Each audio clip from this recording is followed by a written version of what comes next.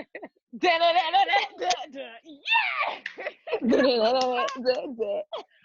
of all, it's after midnight and she's on your phone. They didn't come over because she's all alone. Calling out after so long. Listen.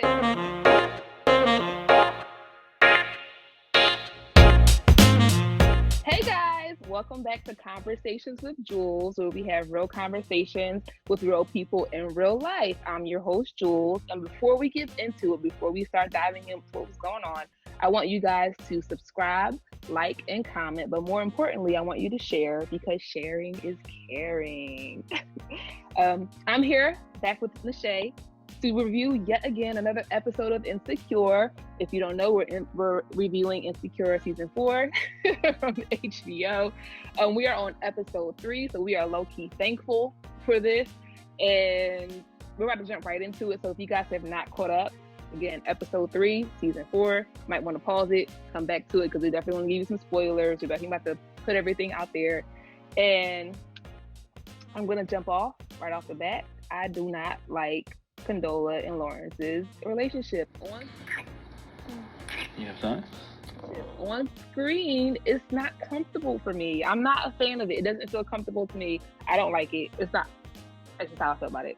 I think just because each character has so much tension and already built up baggage coming into the relationship. Like Lawrence is coming in with something, Condola's obviously coming in with something, and they're fresh off of it. Like a year and a half sounds like a long time, but really not really. It's really not that long, especially for Lawrence, especially having a situation where you're continuously running into your ex and y'all are in the same circles. So I don't know that I understand. I'm gonna leave it at that because I understand their relationship from the writing standpoint, like the point of their actual relationship happening, and then the awkwardness between Condal and Issa is a complete comedy. But I can't say I'm like cheering for them because I'm kind of like predicting where this. I already gave you my predictions of where this whole thing was going. Like you did, episode 1. So I understand their relationship. Not that I'm necessarily cheering for it. I don't know. I guess to flesh out. I guess because I don't know. Maybe I feel triggered by it because of some other things that I've been through. I'm just like, nope, I'm not rooting for it. Stop it. Don't kiss him. And I know, like in the previous times we were reviewing, you were saying like how you like the chemistry that Molly and Andrew have on camera. Right. I don't feel that chemistry with Lawrence and Condal. They need to move on. They need to just drop it and move on. Let's keep it moving. That's not gonna happen. But okay. It's not. I mean, that's not gonna happen. But I wanted to. I just wanted to. But so that's how the episode opens up. This may be her last season. Like I don't know where they're going because I'm pretty sure they're gonna get renewed for season 5. I mean, I don't know what the viewership is. I haven't paid attention to the numbers, but it can't end this season. No, definitely. They can't girlfriend them. So they can't. They gotta give it some more. I don't think that Condola will probably be a factor in season 5. Just simply because of how things are being set up now. Okay. I don't know. It could be a crazy plot twist. Yeah, I was gonna say, and if it is, it'll be something very twisted back around where she's like popping back in and out. Because it's kind of the same thing with Molly and Dro. You know, It's like, okay, I get it. This is probably not gonna last past season 2. So if he makes it or he pops into season 4 or 3 or whatever, it's like, oh, okay. I see what happened. Same thing with like Condola. It's like, okay, if this season ends and they're still in some kind of a relationship where she's still around some kind of way, that's the only reason it would like roll over into the next season, in my opinion. But I think this will be her. This is her season. She's been in the first 3 episodes, and there's still no sign of Nathan as of yet. So that's a pretty good indicator that we Nathan still have a come long on out. way to go. Nathan, where are you? Your fans are waiting. You have to set up the Issa and Lawrence issue so that Nathan's reappearance is even more impactful. Well, Nate, wherever you are, come on back. Issa, write him back into the screen. Like, we need him back. I think, you know what? You'll think I was in the writer's room, and I'm not. Well, no. The episode opens up with Condola and Lawrence sharing their moment, but it also opens up with Lawrence. It looks like he's like preparing for some type of interview or promotion or something or other. Like he had a scheduled meeting with some higher ups. Yeah. I don't know if he was going to present to them, or it definitely seemed like he was trying to practice the reasoning behind him getting a promotion. Right. And as we find out in later in the episode that it's not happening. He goes to set up, he goes for the interview or whatever it was he's setting up for, and he finds out that the company is downsizing. Well, you can kind of tell that from the secretary or front desk girl's reaction anyway. That was a total giveaway. I was like, oh yeah, something's going down. The company either closed or something. Right. And I know they're the first to know. Okay, they get the phone call like, hey, so they get the first operations are no. Clear my schedule. I'll be on this for the day, and so they're like, okay, clearing the schedule. Right. Thank so you. when everybody came, it was like, nah, they got to reschedule. Right. Everything's fine.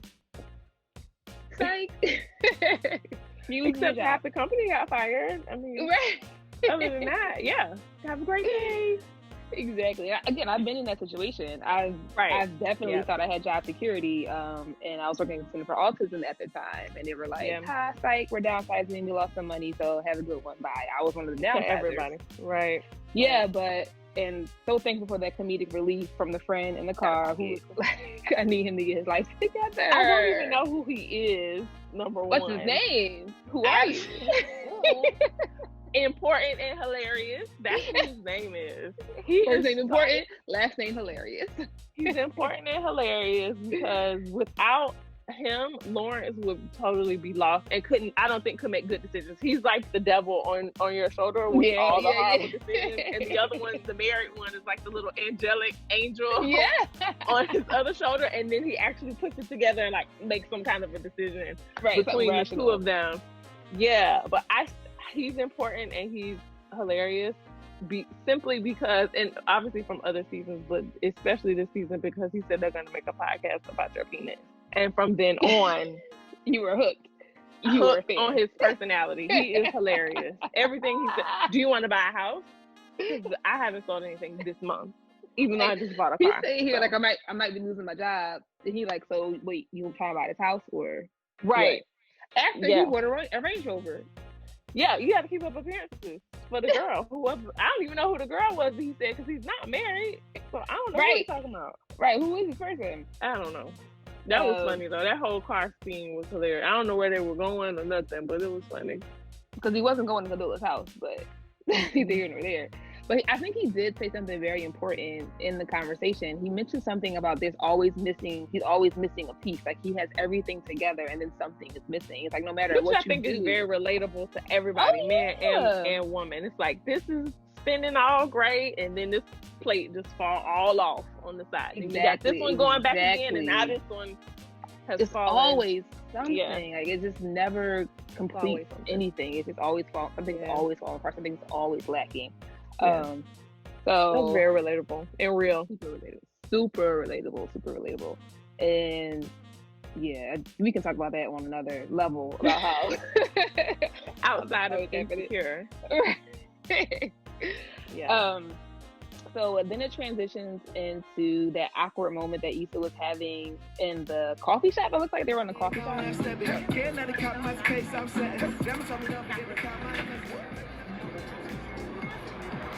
Issa? In Condola, or something like Lawrence Cafe.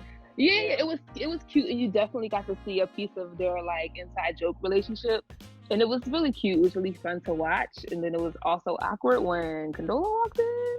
Yeah, of course. It's like she ruined it. Right. It's like they were building on something, and it was like. But it's also like Molly kind of ruined it when she walked up on her and Condola.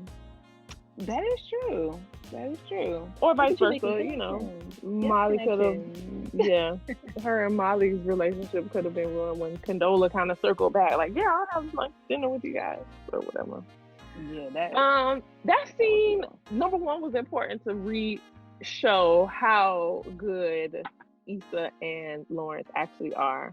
outside Exactly. of just showing up, him showing up to tell her, like, can you keep my name out of your mouth? It was like, Right. okay, Like, I guess. Right. You had to come see me for that? All right. Shoot me number back. one. Right. Like, that was a phone call. And then, like you said, when they did talk, and it was like, you can hang up now. She was like, okay, yeah. You already know I was about to drag this out way longer than necessary. So what are you doing? Yeah. Just hang up. Just hang up. Okay. Also, when Condola came in and said, oh, you guys have, like, jokes too, it was, it's kind of like her and Issa had shared a moment where they were talking about Lawrence and could have an inside joke. So I felt like she should have known that it was a little more innocent, like what they were doing. Like, they weren't talking bad about Lawrence. They were just it was like funny. What movie stuff they were saying or something? Yeah. And then, to me, as a boyfriend, if you're so concerned about how I feel, that's a moment you step in and reassure. This is exactly what we were talking about. Exactly. And why we were talking about it. And then you can safely kind of move on. Because then even later when they kind of had their argument in the kitchen, not even an argument, they had their talk in the kitchen. She was just like, how do you think that makes me feel? Like, this whole thing is really inconvenient to me when you think about it. I mean, I get how you feel, but realistically, y'all still are going to see each other on a day-to-day, could possibly be on a day-to-day basis. You're going to see each other often. Y'all still have the exact same friends, the same circle of friends. And I'm coming in as a newcomer with my own set of baggage. So I think Lawrence getting that perspective was kind of like, okay, yeah. But I also think he does still really want to get married, and I think he really wants a family, which is important to him. Yeah. I do too. So that could be a reason for the breakup. And he couldn't even answer the question in that moment. Like, if she hadn't cheated, would y'all still be I was going to get to that. It's like, that was like a pivotal moment for me in the episode period, when it's like, yeah, because you don't even think about that, really. That's why they broke up. But really, right. Like she just didn't want to break up with him. Remember, she was having that conversation with Molly, and she's like, yeah, you're right, I'm not gonna let him go. I think I broke up with him. I don't know, like, you think? Yeah. Yeah. I mean, that was early on, maybe season 1 or 2 or it whatever. was. I think it was the first episode, honestly. The first episode of the first season, I think so. And she was debating, like, how long am I gonna be with? Okay. So yeah, we watched that unfold, and this is kind of the same thing. It's like, if that never happened, obviously, would you have guys a show? Would you have broken up? Because Issa wasn't really gonna go. Because that's, even she said in this last episode, like, I have spent 5 years building this guy up, investing time. Basically, I've been putting money in the bank. Pivotal moment. I'd be lying if I said it didn't bother me a little bit. We were together for 5 years. And she's pulling all my money out the bank. She is getting all my investment out of the man that I put in. He's like, girl, he has a job. He has his stuff together. He has a little bit of money now. Like, that's all I really wanted him to do, was get himself together. And I put in all the time. Yeah, now that he does, I don't have I'm going to drink on that one. Because honestly, you have to think, there was no love lost between the two of them. Absolutely not. It was no time where it was like, yeah, I really just don't love her anymore, or I really just don't love him anymore. Issa was just really fed up with how it was, how he was. Yeah, and having to sit on that couch. Like you said, he was barely getting dressed. Right. I mean, just a bum, really, for, I don't even know if it was 5 years or just that last couple of months or whatever. We don't know the before episode 1 situation. Yeah. But being dropped into the middle of it, it's kind of like, she's at the fed up moment. And then seeing Daniel, who obviously is irrelevant, he hasn't popped back up. You get what I'm saying? You can start to understand why characters are important. And that's again what I was talking about with Condola. It's like, she's important now, but it's really about Issa and Lawrence. So, but go ahead. No, that's how I wanted to jump into that conversation that they were having at Condola's house, because it all triggered from when the cameo of Robin Thede, she dropped into the episode, and I thought it was just Robin Thede. I thought it was Thede. Maybe it is Thede. It's Robin Thede. I'm thinking about the way it's spelled, and I'm putting that it does on it. On the end. But that cameo of Robin. And she dropped the hint that he was just a fuckboy or whatever. Drunk Nikki. Drunk Nikki. Drunk Nikki is all of us. This Girl, lingering a little too long. when she said talking a little too do you want loud. to plan a funeral because I'm dead? Like, I don't know why Yeah. that corny line was so funny to me, but I really bust out laughing. Yeah, so she kicked it off by planting that seed, like, well, maybe just a fuckboy, because she needed to get back out, you know, after the husband, you know, left her, all that stuff. And it's like, that triggered Lawrence to be like, well, wait a minute, because if we back up a little bit more, they were having a conversation around, like, I guess a table, just a little powwow, and she was saying, like, oh, I never want to do that again. And she was referring to getting married. And of course, for him, because he's thinking about the future, and he wants to get married, and he wants to have children, and he's like, whoa, hold on. Yeah, and it also talks about how much they have not talked. You know, and kind of just jump back into it. Like, Lawrence texted her and kind of jumped back into it because he knew she's a good catch, obviously, but it was kind of like a, I don't want to call it a hunch thing, and maybe she called it out. Like, she really my girlfriend needed this. She needed, like, a bounce back, you know? Right. Which it probably was the same for him, other than, because the other girl from the bank teller and then the white girl from work, and, like, those people were kind of like his bounce back. And he had an STD at one point. You forgot about that. Right. That's what I'm saying. He was kind of sowing his royal oat after the like, let me just get back at her with this. But this was like going to be a real relationship for him. It wasn't just going to be somebody that was like bounce back, but for her, it could possibly just be about it could just be a lay. You know. Let's talk about this conversation they had in the market. I'm going to say they were at Whole Foods. They were at Whole Foods. Okay, that's what I'm saying. They are Whole Foods. That's where I'm at. Whole Foods. Yeah. They just didn't want to pay Whole Foods. Or Whole Foods said, no, you can't use our logo. One of the two. Right. But, so, I think that this is definitely a beginning of the much needed conversation that they need to have. I think it's coming at some point. Maybe it's not coming, which is why they're not talking. I don't know. But, I think them calling each other out on their mess, like, you were in a messy relationship too, so don't come at me. But I love how... like, yeah, but you were coming for me, so what we doing? Don't forget about Joe. You were having sex with a man that was married. And come on back to real life. Don't do this. I've been your best friend. Okay. Whatever. Right. I knew they weren't going to have this conversation this episode. Okay. I will say that. Mm-hmm. I also knew that if it didn't happen at that grocery store, it probably won't even happen in the next episode.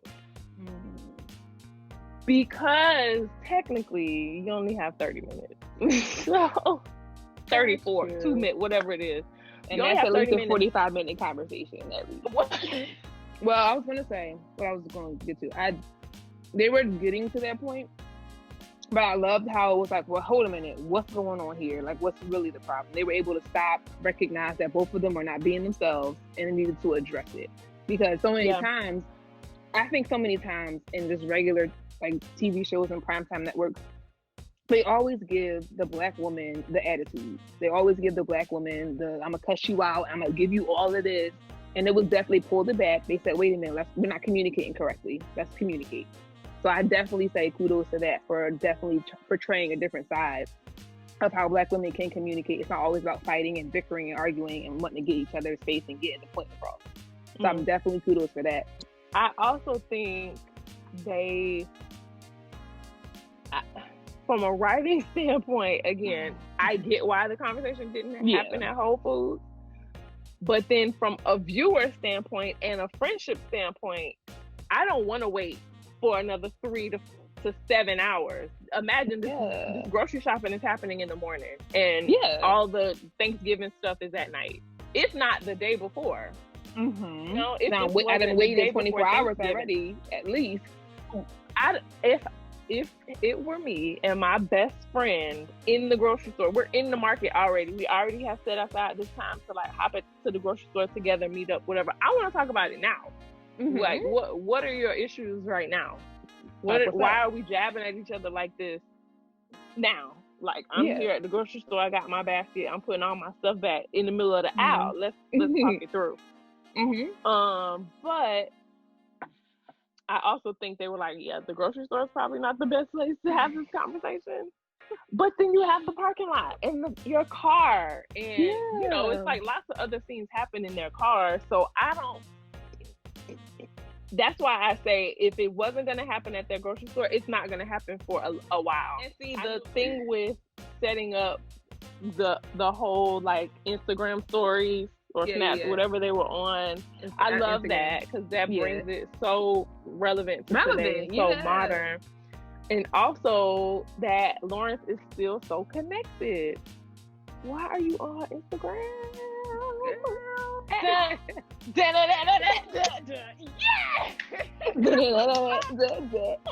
First of all, it's after midnight and she's on your phone. They didn't come over because she's all alone. After so long. Listen, now what is it that she wants? That case of the ex is always gonna be relevant. The whole that was just such a great wrap up to this setup episode. Girl, and that's why I'm also glad they got those extra 2 episodes. I told you this was like episode 1. You right. I told you. So now, like, the season has begun. Let's go. I'm here for it. I'm like this.